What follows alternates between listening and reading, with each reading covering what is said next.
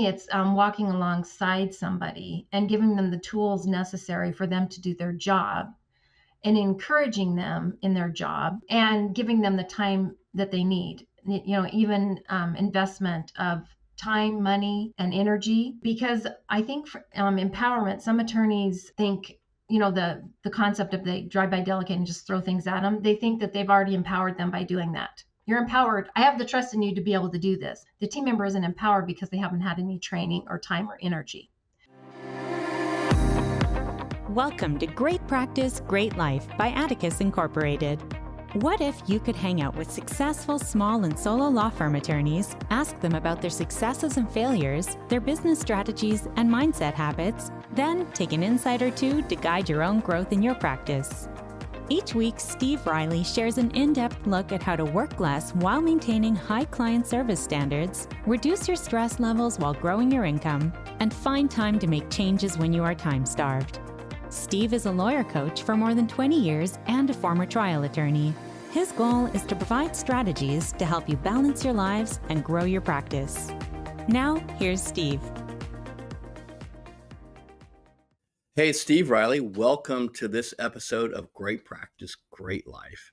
And today I brought back one of our adjunct practice advisors, the leader of the Team Leader Program, one of my dear friends, Patti Paz. Patti, welcome to the show.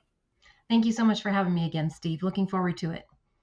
I'm glad you are. You didn't sound like it earlier. You seem just a little nervous. I'm just saying you're a little nervous. So before we get into the heart of what I brought you here to talk about, I want people to kind of understand your story, and we'll kind of do a brief review of where you were and where you are today. So I think, Patti, when I met you, you were a paralegal in an estate planning practice, and you were being coached by the lawyer who owned the practice and myself, with Mark White and myself, to take on the role of being a team lead. Do you remember those days? Very well. And how were you when we first approached you about this? Like, were you like, great idea, not so great idea? Not so great idea. You're crazy. I am not doing that. Yeah, perfect. Because I want to make sure we're clear about that, because one of the keys to growing a team inside a law firm, or growing a team anywhere, is addressing the human issues of your most talented players. And so when Mark and I approached you with this really great idea, you were just not there yet emotionally. Like this is a stupid idea. This is just stupid. And one of the things you're really great at is talking about how to empower a team. But you went through a lot of stages. So you went through the stage of from paralegal to team leader, right? Yes. And you were a self-taught team leader. You had some help from me, some help from Mr. White, but ultimately you were self-taught. Is that fair? Yes, and I had office managed before, so I was thinking it was an office managing situation that you guys were trying to sell to me with a fancy title.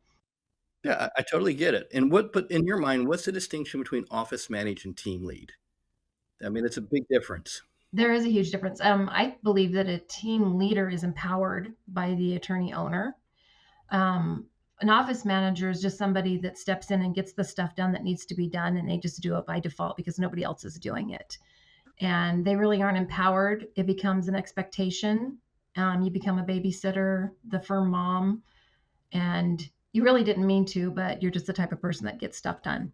Yeah, so by default, you end up being, quote, the office manager because you've been there the longest, you have the highest trust of the owner, you know how the copier works, you know where all the vendors are at, you're able to calm down upset clients, but by default, you get there.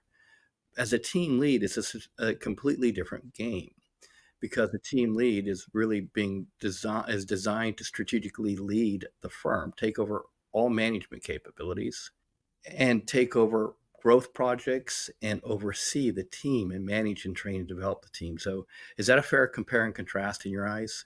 Yes. And I think what's appealing about team leading is you're a part of something bigger. You're helping the firm grow. You're helping the attorney owner lead the team instead of just manage. And you're working on projects. You're empowering the team, developing the team. It's very exciting.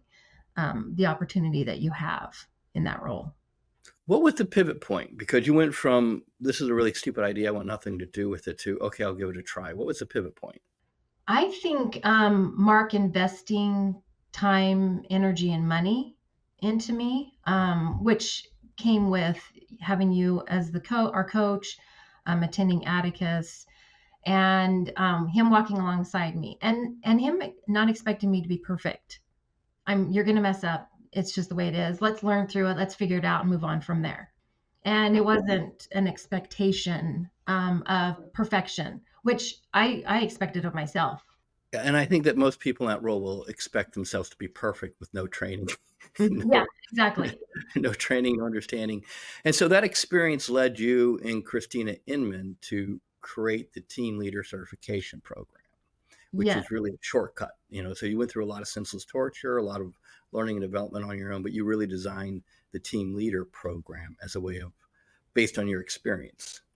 Yes, I get very excited when I see a new group of attendees in the program, and there's younger ladies and gentlemen in there that are learning, and I get excited because I'm like, oh man, I'm so excited for them to be a part of something they can learn right off the get-go and start out fresh instead of all the pain, and you say torture, that you go through on your own. Hopefully we can shorten that.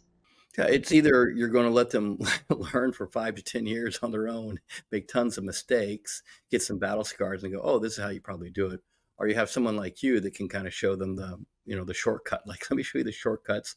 Let me show you the strategies. Let me show you how to manage your time, how to manage team, how to develop trust and rapport with the lawyer, how to manage projects. So there's a lot of learning involved that you have shared and created. Is there anything you want to say about that before I dig into probably the primary topic I want to talk to you about today? Can't think of anything. Okay, great. So I just want to make sure as people listen to this, you are an exquisite person to guide us on the journey of helping lawyers and team members improve their communication so that they can collaborate together to grow the firm. And one of the things I've heard you say, it's kind of a funny statement, is your comment about team and one of the mistakes that you've said lawyers make. Could you kind of give that to me again? I'm not going to steal how you said it because I liked how you said it. Sometimes I feel like the attorney treats team as an afterthought. Yeah, what do you mean by that? I think that they're in place. They're sitting at their desk. They're working, and they're fine. They got this. I can go in my office. I can shut my door, and work away. And I think they tend to forget about possibly training. They drive by, delegate, throw things at them, and hope they figure it out. I remember early on in my career, I had things just thrown at me, and I had to figure it out. I mean, either I figured out or run screaming from the building. I had that option, and they rely on that person's tenacity to possibly figure it out, because sometimes they give the team the impression of, I'm too busy. I don't have time to train you. You just have to figure it out, and that's not very empowering. Patty, you raise a good issue because I think there's two things that happen. Number one, how I was trained as a lawyer was abdication. I would be given a file and say there's a hearing tomorrow or there's a trial in a month or whatever the case may be. Go get ready for it, get prepared for it. And I didn't have a coach, I didn't have a mentor, I didn't have anybody looking out for me. I reported to a partner who expected me to perform and had no time to give me coaching guidance or direction on how to get ready for any of this stuff. So most lawyers learn by tenacity, figuring it out on their own. And so consequently, they have no paradigm, no perception of how to train and develop people. Number two is that most lawyers have no time, therefore they don't invest in training and developing people. So it's kind of like becoming a farmer and expecting your crops to grow without weeding them, without fertilizing them, without planting them, without cultivating the crops. And a lot of lawyers have this mindset like, well, I've hired them, they should just know what to do. And really what you're providing for at least me and a lot of other attorneys is the insight of how much more we can do to train and empower team. So anything you want to say about that, at Yes. all? hmm Okay, So I think that when you're an attorney owner, you're the main attorney, and you have a team, and you're trying to train them. You don't have time. That's where you bring in somebody else to do the training for you, and I think that's what becomes important. Instead of you being in charge of 8 people to train, you're working with your team lead to then help train the rest of the team. I see. So the team lead becomes a shortcut for training and empowering the rest of the team. Absolutely. Yeah, this to me is the key to growing a firm and the key to growing a team is investing first in developing your team leader. It's probably the biggest blind spot for most lawyers because either A, they assume they can do it, or B, they don't know, is it going to be worth the investment? But we'll talk more about that in a minute. What I'd like you to do for me, if that's okay, is you use this term empowerment all the time. You need to empower your team. You teach people on the empowered team member consultation process. You coach other team members, you coach other lawyers on empowering and growing their team, but you keep using this term empower, which to me I think kind of means grow. But tell me what empowerment means. And I think you also kind of have stages too. So talk to me about what that means, empowerment. So I think for me, it's walking alongside somebody and giving them the tools necessary for them to do their job, and encouraging them in their job, and giving them the time that they need. Even investment of time, money, and energy. Because I think for empowerment, some attorneys think, the concept of they drive by delegate and just throw things at them. They think that they've already empowered them by doing that. You're empowered. I have the trust in you to be able to do this, but you're not empowered. The team member isn't empowered because they haven't had any training or time or energy. So when I train team leaders and team members on empowerment and training the people in their team, I talk about the different levels of trust and empowerment, which is important because you have to understand where your team members are before you can completely delegate to them. So there's a diagram that Atticus has, and it's the guidelines for empowerment and trust. And in that diagram, there's 4 levels.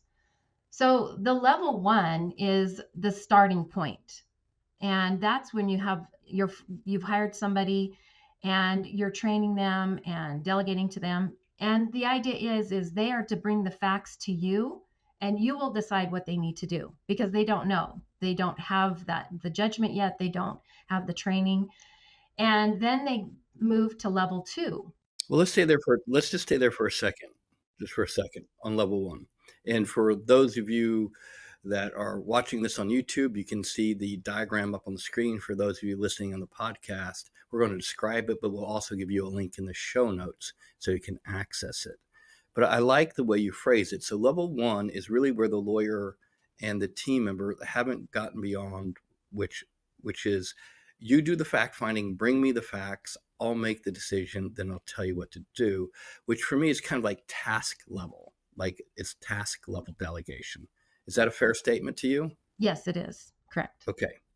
And most of the time that is a rapport building, skill building stage. So if you're trying to grow quicker through a level 1, which is bring me the facts and I'll make the decision at the core of it, that's the heart of it. What would you recommend to the lawyer to accelerate a team member to get through level 1 quicker? What would your shortcut be to go from level 1 to level 2?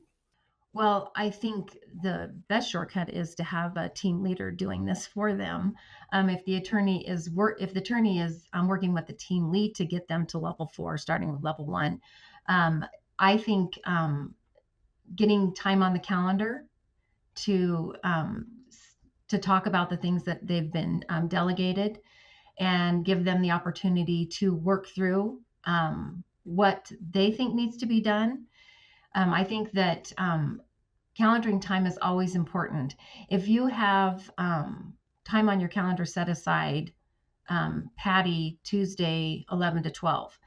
That in itself is empowering. I get an hour of the attorney owner's time. That's pretty valuable. And it makes you, that in itself, you have time coming to be able to learn and be trained. So I would say that time becomes important moving from level 1 to level 2. Okay, that's perfect. So I'm going to make sure I'm feeding it back, and I heard it the way I think you meant to say it, which is your first strategy is to get a team leader. If you don't have a team leader, then your next strategy is to put time on the calendar to invest in training this person so they can bring you the questions, and you could really be prepared to work with them on whatever the issues are that you've given them to go figure out.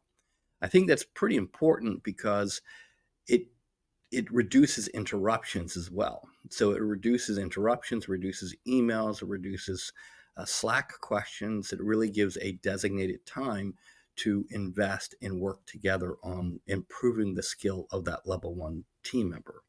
So that's terrific. That's a great answer. Talk to me about what the heart of level 2 is. So level 2 is our team members that are still in training, but you're helping them to start through the thinking. And you're asking them to recommend a solution or alternative, and then you'll talk about it, and then they'll decide. The attorney will still decide, but they're starting the thinking instead of just being told what to do.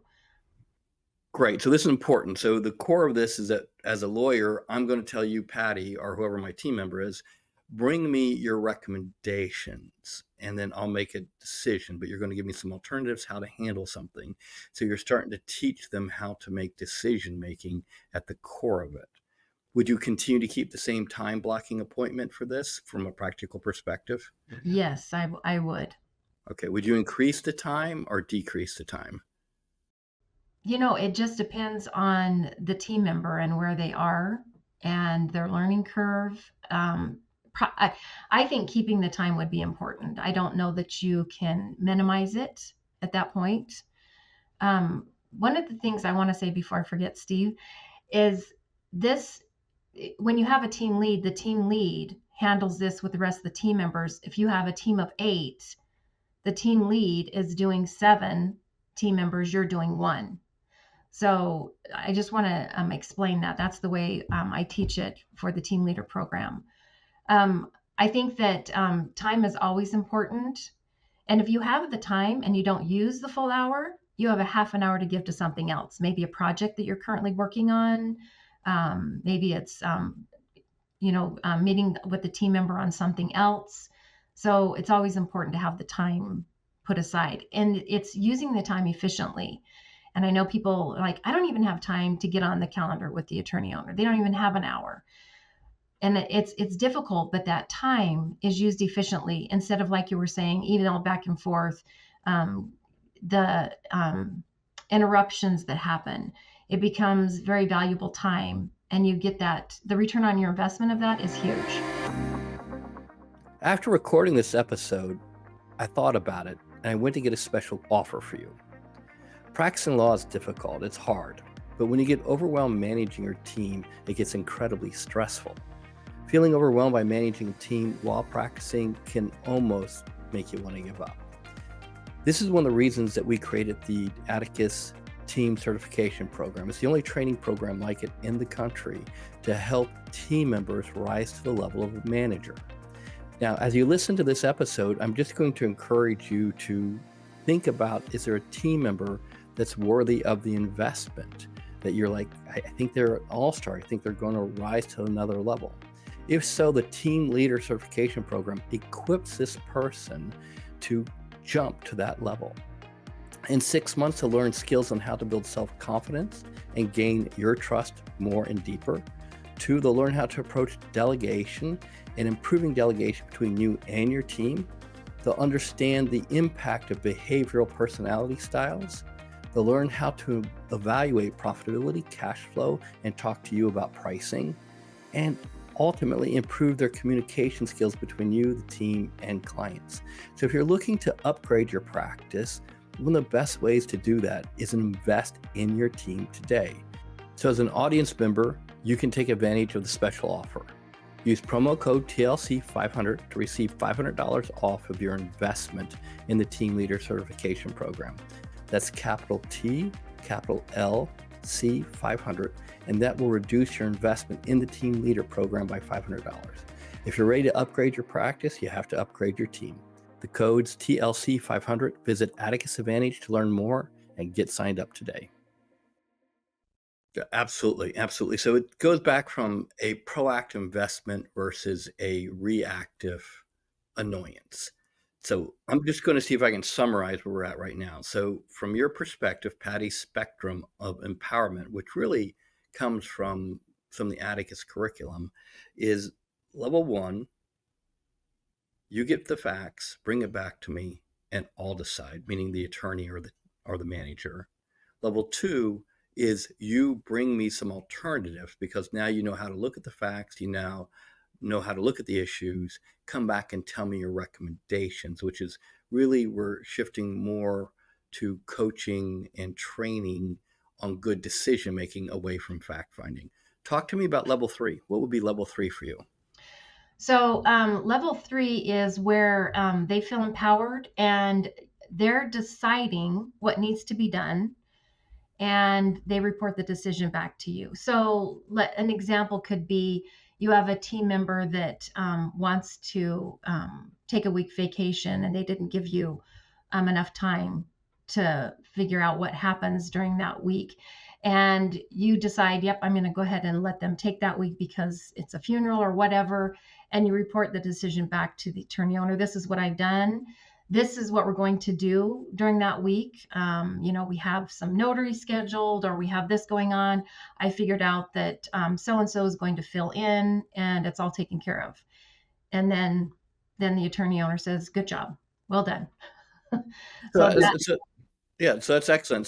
So we've now moved to the perspective that the team member owns the problem, resolves the problem, comes up with what they believe to be the right solution, acts on the right solution, and then informs the lawyer or the owner or the manager based on how it'll impact them and what's going to happen. So the decision has moved away from the lawyer. The decision has moved to the team member who makes the judgment call. And ultimately, the lawyer is being informed of the decision from, this is how I made the decision, this is the impact. We're not asking the lawyer for their feedback. It's now over. The decision's been made. The lawyer's going to have to learn to live with that decision regardless, right? yes, but then it becomes a coachable moment for the attorney owner, right? They can say, perfect, I'm glad you handled it that way. Next time, what I could see possibly being a problem or a different solution is this. And then you have the conversation privately, and then you learn through it. But your decision is done, and it's a good decision, but they give you more tools that you might be able to make a better decision next time. So that's at a level 3. So that's great. That's great. So I just want to distinguish something for the lawyers. Most of the time, these will be business-related decisions, like on a managerial level, on another team member, on a process decision. Rarely will these be legal technical decisions. Those are usually going to be in the province of the lawyer, province of the paralegal, province of an associate. But most of the time, what you're trying to do is give our team members the authority to make judgment calls, especially our team leaders, the ability to make judgment calls, and teach them how to make those judgment calls. Is that fair? Yes. Okay, good. I just want to make sure, because I know there's a lawyer somewhere on a treadmill or running, driving, and going, oh my God, I don't want people making legal decisions. No. We're not talking about them making legal decisions.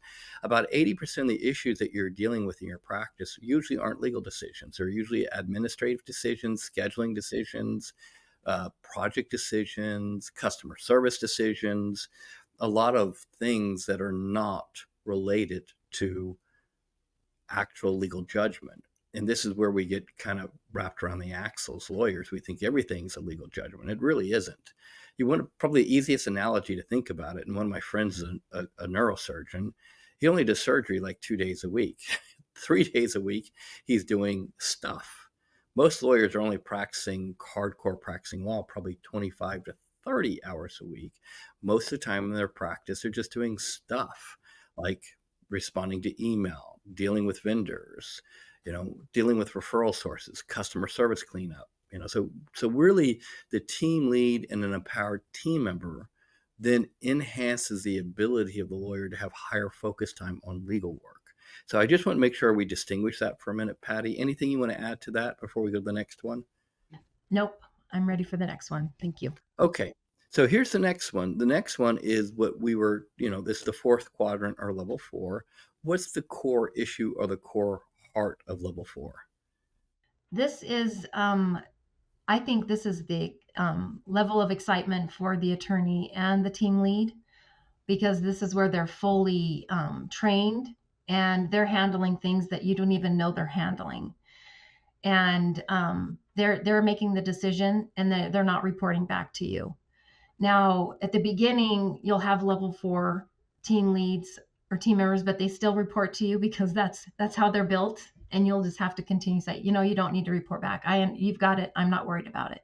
I find this level exciting because one of the things that I really felt that I did well at Idaho State Planning is I have protected Mark's time. I protected him from all the things that were distracting him from doing his best and only the work that he could do, and that's the legal side and the big strategic thinking for the growth of the firm. So protecting him from all of the minutia of the daily grind that he doesn't even have to know about. If I handled something and Mark didn't even know that there was a problem and I protect him from it, that was a great day for me. I went home feeling like I've done my job today. I'm proud of the team and what we accomplished today. So I think it's level 4 is very exciting. And when you get a team member to level 4 as a team lead, the team is running like a fine oiled machine. Everything is running smoothly. Everybody has their jobs. Everybody's empowered. Everybody's pitching in where they're needed. And it's just a great feeling. And that's where I always dreamed of getting. And with Atticus, it helped me to be able to do that with the growth that I had. That's great, Patti. And it's great because it's very exciting. And a lot of lawyers are like going, I would love to have my team operate like that, but I just want to summarize it because it's a 4-quadrant or 4-stage process. The lawyers can accelerate the growth of this process, meaning they can actually upscale and empower a team member quicker and faster if they understand these 4 stages. So I'm just going to repeat them so anyone who's running on a treadmill driving can summarize them with me so you can start practicing them in your practice. Now, as a team member, you can also start practicing them if you want to grow quicker and have a greater impact in your team. This is not just dependent on the lawyer. So if you're a team member, I want you to listen to these kind of what I call them the heart of the stages. And Patti, you can correct me. So stage 1 is you go figure out the facts, bring me the facts, and I'll make the decision. Correct. Stage 2, you figure out the facts, you look at the issue, but you bring me some alternatives. And you decide. Yeah, and so the lawyer's still in control of the decision, right? Yes. Stage 3 is the lawyer is no longer in control of the decision because we've empowered the team member. We trust their judgment, we trust their experience, we trust their expertise to make the judgment call. So in this case, the team member owns the problem, understands the problem, makes a decision about the problem, and then informs the lawyer. Stage 4 is the lawyer doesn't even know there was a problem. Yes. Right. Stage 4, it's just completely, utterly invisible to the lawyer. And so this is where you have what I would consider a self-managing team. And this, for a lot of lawyers who are really trying to focus on their practice from a legal perspective, like, be a better trial lawyer, or really trying to grow, they can focus more on strategic issues and marketing issues. This is really, like you said, where the firm is running like a well-oiled machine. This is where you ultimately want to be as a team, because now we're taking the lawyer and using their highest and best use.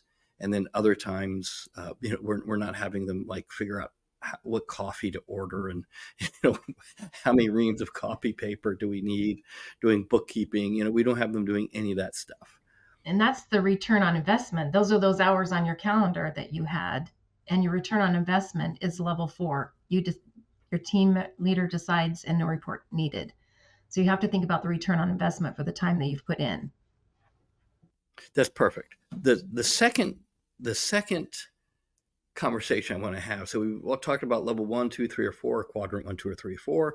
What I want to talk about for a minute, Patty, is something that we talk about in the programs. And in the programs, we talk about the 3 stages of leadership for a lawyer.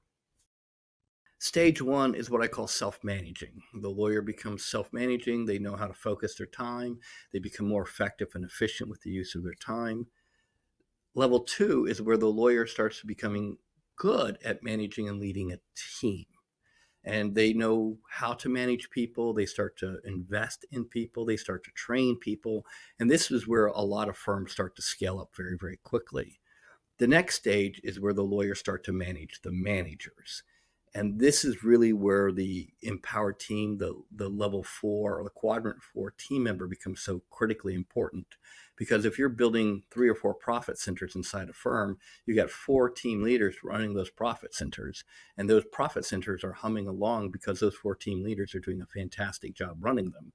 Then as a lawyer, you're not involved in day-to-day management of those departments. You're really interacting with 3 or 4 team members, or I should say, excuse me, team leaders or team managers, and your life becomes wonderful because your firm is running very beautifully and you've got those profit centers humming.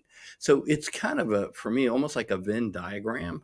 You have the stages of empowerment on one side, and then on the other side, you have the lawyer learning how to level themselves up to become better at managing themselves, better at managing team, and better at managing managers. And this right here, that Venn diagram is the sweet spot for growth.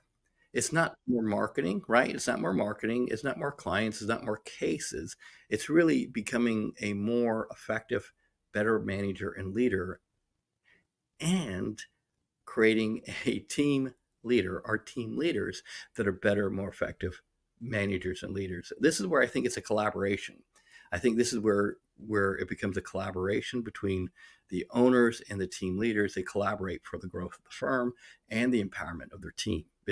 So talk to me about that. What do you think about that? I think it's very well said. I think that it's happens on both sides. It happens for the team lead and the attorney. I like that analogy.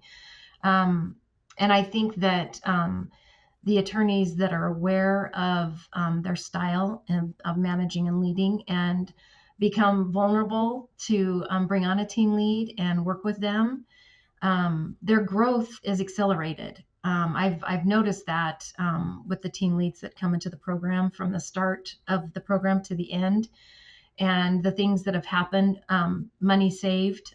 We had one gal who saved the firm $10,000 because something that she caught that she wouldn't have caught before because she didn't have the budget, and became a part of the budget.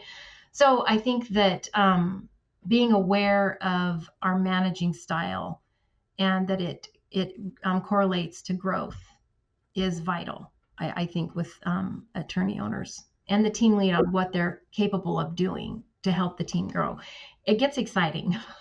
It's just an exciting place to be. It is. It's a very exciting place to be because if you're a team member, where do you want to work? Somewhere that's boring or somewhere that's exciting? You want to work somewhere that's growing, or do you want to work somewhere that's stifling? And this is probably the core of it for a lot of lawyers, not realizing it's not about the money. It's really about feeling they're coming to work excited, empowered, and able to play and impact their firm, their clients, and their community. That's really what the core of it for a lot of team is.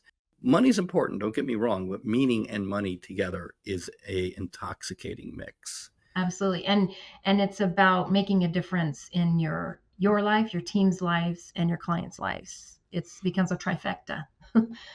Perfect. Patti, you're really good at this, at coming on the show and saying brilliant things. Well done. Oh, thank you. What's the biggest way that a lawyer can mess this up? And I'm going to also the question back, what's another way a team member can mess this up? So talk to me how a lawyer can mess up these 4 steps to empowerment, or these 4 quadrants to empowerment. I think that they don't understand the investment of their time. I think they try to shortcut it and they want a magic button. And there isn't a magic button in regards to time. It takes time and effort. I talk about that in the team lead program. It takes time and effort, energy and courage to delegate. It's the same for the attorney owner. It takes the same things from them. It takes time and courage to delegate to the team leads.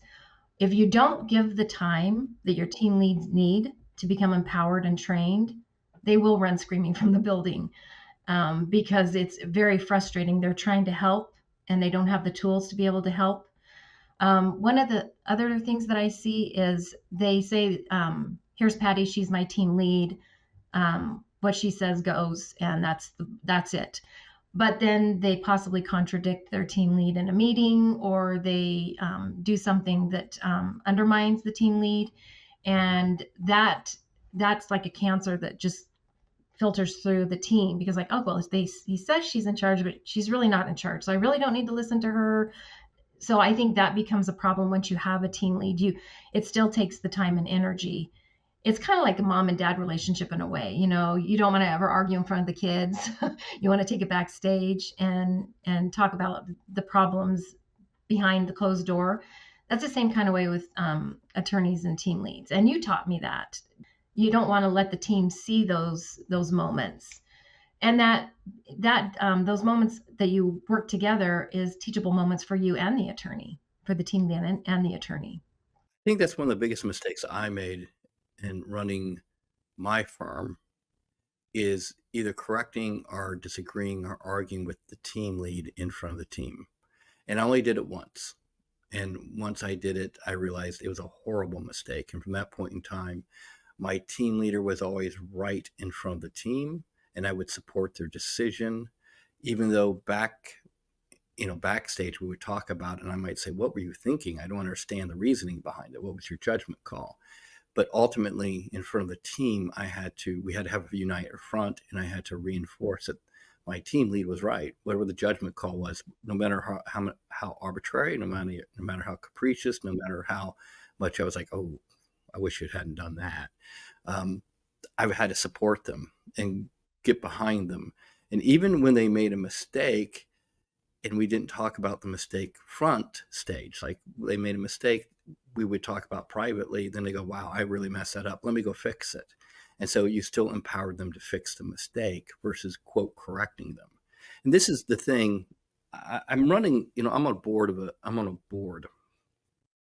And the executive director on this board, who runs the organization, has been beat down by the current president and past president, who's now the vice president.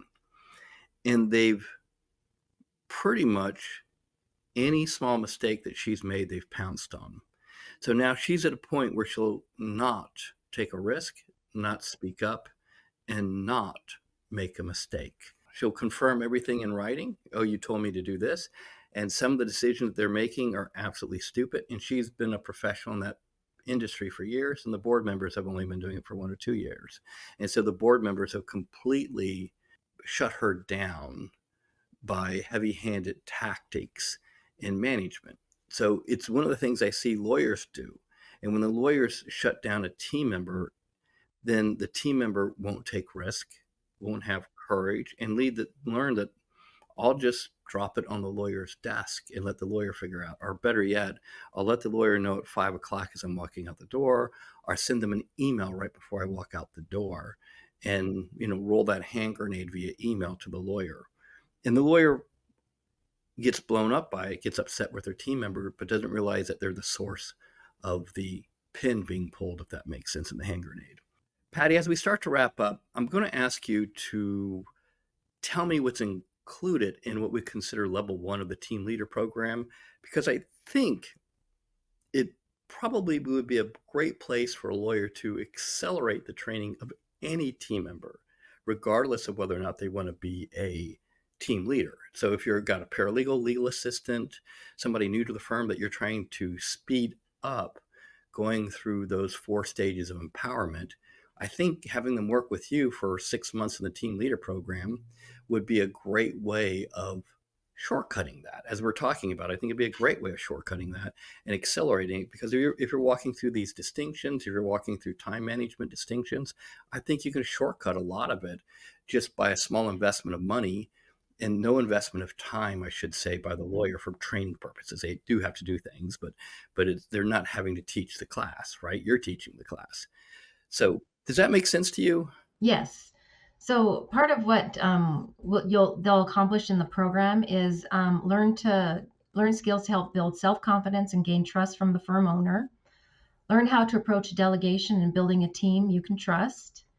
Understanding behavioral personality, which is through the DISC, and learn to evaluate and influence profitability and cash flow. And then one thing that seems to be a favorite after they've gone through level one is how they're building communication skills through a deep dive in crucial conversations. It's a book that we go through during that level one course. So let me get this straight. So you're going to improve them how to communicate, have crucial conversations, how to delegate more effectively, get their DISC profile understood, and how to communicate effectively, not effectively through the DISC.